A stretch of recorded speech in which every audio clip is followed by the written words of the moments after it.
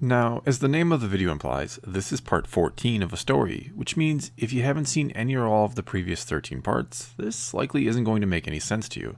So I'll include a link to all previous parts in the description below, so you can either check out the first episode to see if you like it, or catch up on the ones you've missed before watching this one.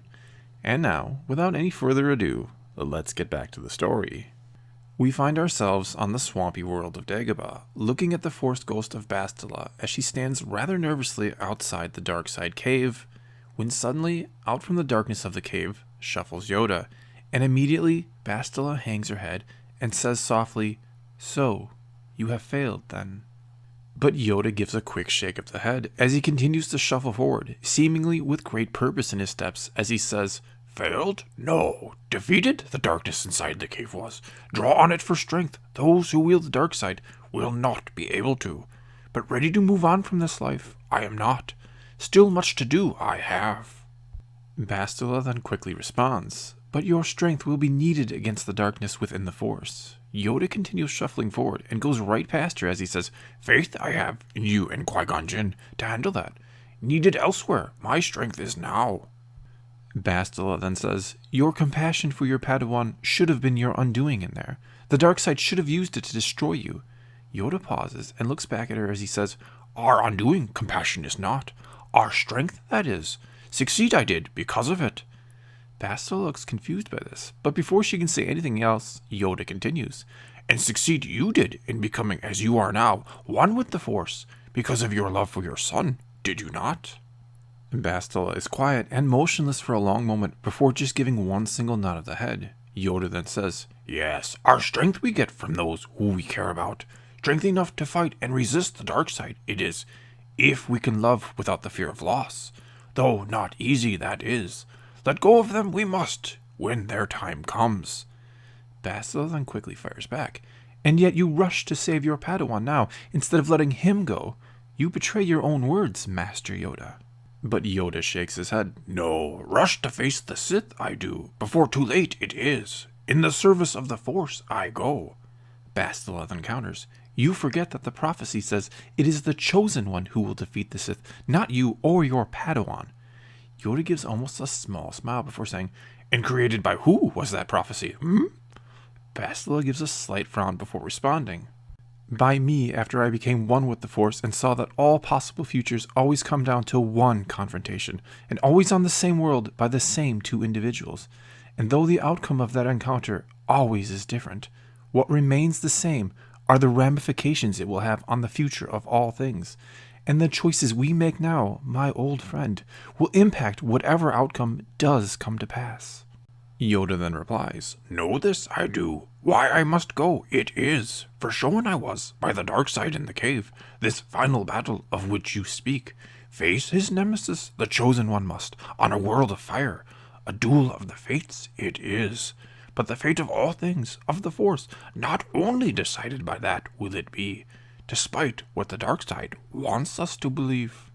Bastila then says back quickly, "Which is why you will be needed within the Force to help us destroy the growing darkness there, this darkness created by the evil left behind by all the Sith that have ever been. And if Kenobi cannot draw on it, he stands little chance of defeating Anakin." But to that, Yoda shakes his head, turns, and then continues to walk away from her as he says, "Interfere in their battle, Revan cannot. See to that, thanks to your bond with him, you no doubt will. Draw him to you, you will, when they meet. That I foresee." Yoda continues to walk away from Bastila as she shouts out, "And when Qui-Gon and I face this dark side power within the Force, and it overwhelms and defeats us because you weren't there, when I am destroyed and Revan is free to unleash all the power of the dark side upon the galaxy through Kenobi, what then?" To that, Yoda pauses and shuts his eyes, and Bastila finishes, "When the dark side prevails, Yoda, remember this choice to save your Padawan." When Yoda's eyes again open, we find him and ourselves on the island of the first Jedi Temple, right where we left off last time, for he has just emerged from behind a small pile of rocks and revealed himself to the two Sith Lords, Darth Plagueis and Darth Sidious, and the looks on their faces are filled with surprise and fear. It is then Darth Sidious who says, "Master Yoda, you survived the attack on the temple." Yoda gives maybe a slight grin before saying, "Surprised, are you?" Sidious snarls to that, but says nothing, and then, without a word or even a glance, both Sith Lords simultaneously spring into action and attack Dooku, who stands before them. But Dooku was ready, and easily and gracefully swings his saber and blocks their initial onslaught. Just as Yoda drops his cane, ignites his own green lightsaber, and holding it out at his side, makes a mad dash towards them, and leaps and flips into battle. Which is then when we quickly switch scenes, and find ourselves on Coruscant, in the hallway outside Padme's apartment, where we see Ahsoka, sabers at the ready, facing off against an almost smug-looking Obi-Wan, who says to her as he closes in, "You must be Anakin's Padawan," which means he has indeed come a long way under the tutelage of Dooku. Ahsoka then says back, "He's more powerful than you could ever hope to be, traitor." Being called traitor seems to incite Obi-Wan's rage, and he continues to stride forward and raises his saber over his head and brings a powerful blow down upon Ahsoka, who raises both sabers to block it in the nick of time. And as we focus in on her grimacing face, the scene then shifts to the inside of the apartment, where Anakin and Padme, who were still locked in an embrace, have just heard the clash of lightsabers, and Anakin quickly pulls away from her and force pulls his dropped saber to himself. But before he can rush off to the hall, Padme grips him tightly by the arm and says to him, "Please, Anakin, promise me you won't kill him." Anakin gives an almost playful grin and says back, "Only if he promises not to kill me or my Padawan." Padme just frowns. "Please, Anakin, there's good in him, I know it. There's something dark making him this way. That's what you need to destroy, not Obi-Wan." Anakin, as he looks into her pleading eyes, seems to be considering her words, when we again hear the sounds of lightsabers clashing, which is when he makes a mad dash towards the hallway, leaving the forlorn-looking Padme behind. The scene then shifts back to the hallway, where we see Obi-Wan easily and almost gleefully driving the outmatched Ahsoka back and down the hall.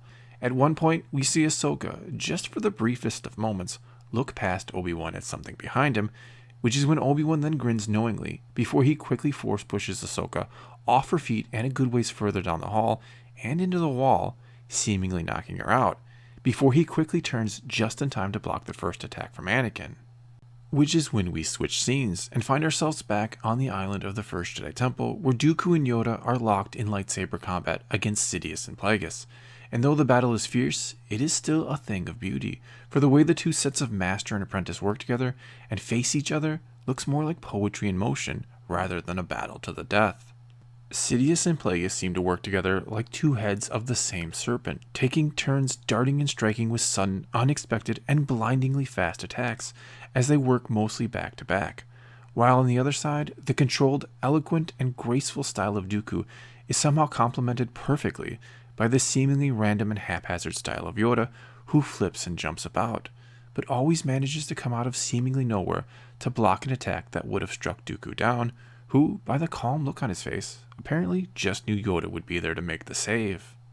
For quite some time, we watch this almost choreographed-looking number, where neither side seems to have the edge or even be gaining one, when suddenly, almost all at once, all four of them just stop their attacks, back up a bit to stand beside their ally, and begin to wordlessly and almost knowingly stare at each other, before, one by one, they all deactivate their sabers and return them to their robes and belts.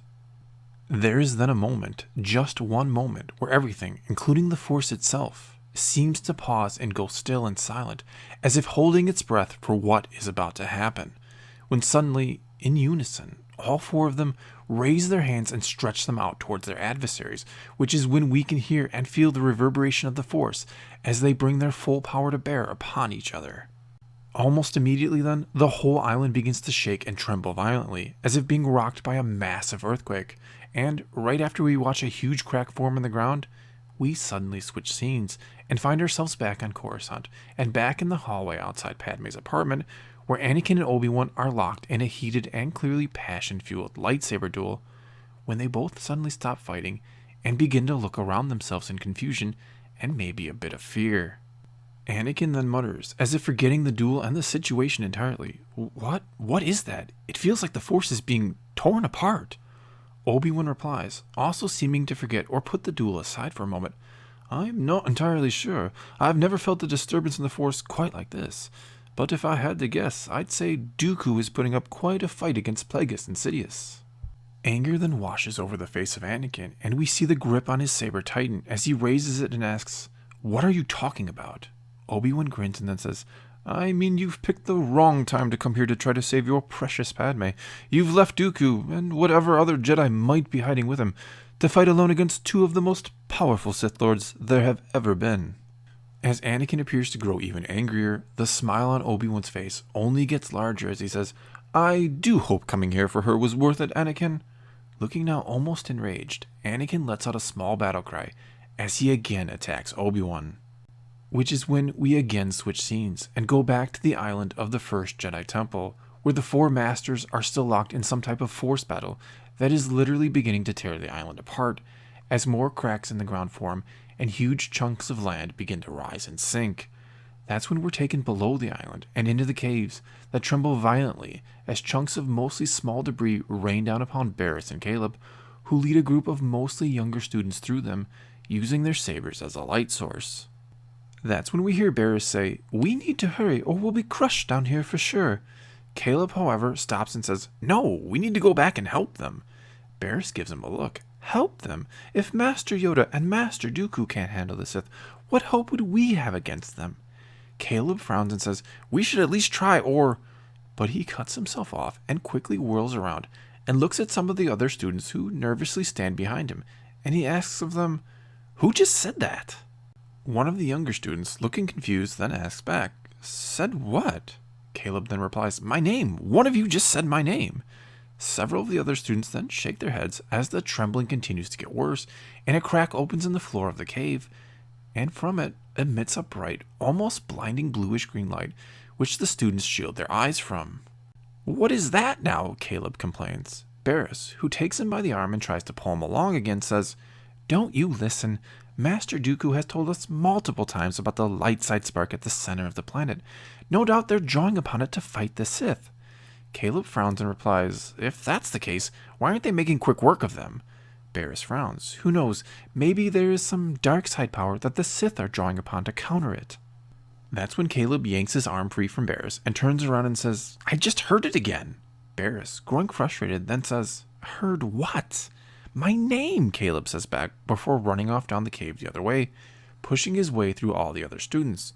Barriss then screams for him to come back, but he doesn't listen and continues to run back the way they came, which is when Barriss sighs and continues to lead the other students onward.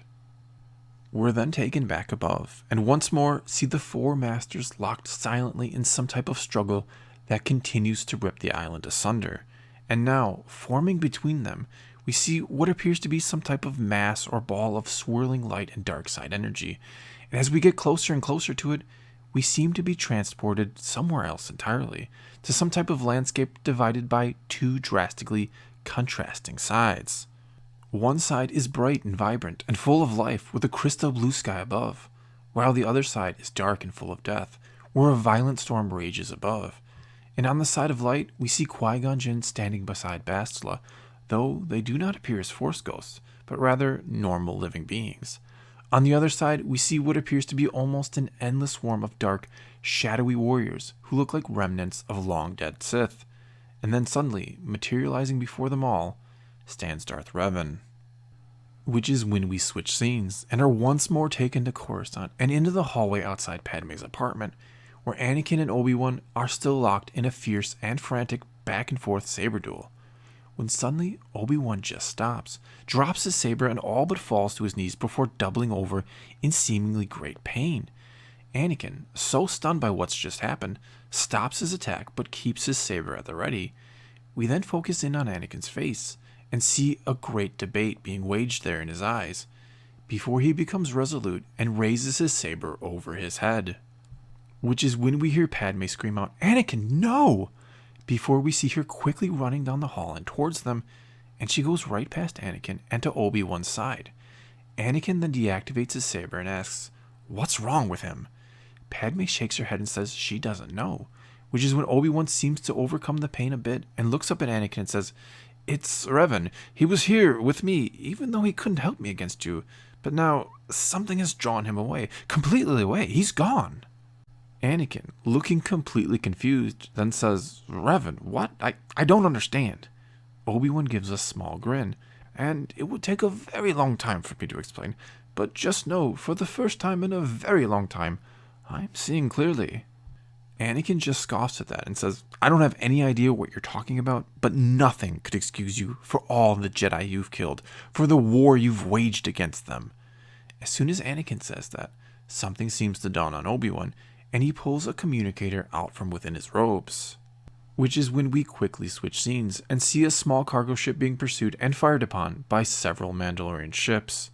We're then taken into the cockpit of that cargo ship, where we see Barriss punching frantically at the controls before something on the console begins to flash red, and one of her fellow students who sits in the co-pilot seat next to her says, "That's it, rear deflector shields are gone."